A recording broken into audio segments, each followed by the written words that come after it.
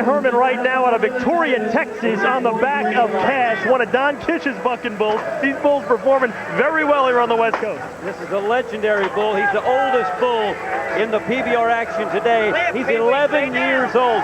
7 times he's been selected for the PBR finals. And a bull at this age, I mean, that's like a grandpa playing in the NFL. It just doesn't happen. This is the son of a world champion bull, Mr. T.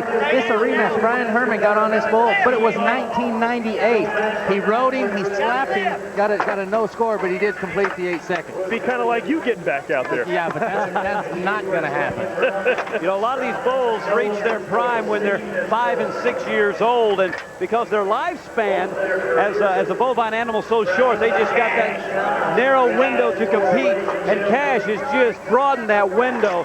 And he was, by the way, 98, he was the top bull at the PBR World Finals. Here is Brian Herman, a deliberate approach, lasted a long time in that 2-1 to make sure he was set to go. Average ride of 92 on Cash, and he's going to hold on.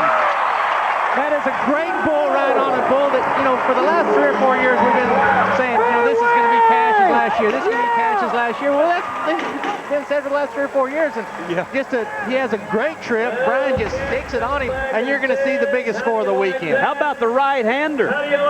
Right-handers have usually had a lot of trouble with this bull. He's only the second right-hander that has ever ridden that bull. Unbelievable. When you get in the 90s, it's like knocking one out of the park or making a touchdown. That's where they all want to be. And Brian Herman, who has struggled in recent years, is having his best year in a while. Somebody knows it's a good ride, and somebody is right on the money. 91 for Brian Herman, currently in first place. Heck of a ride.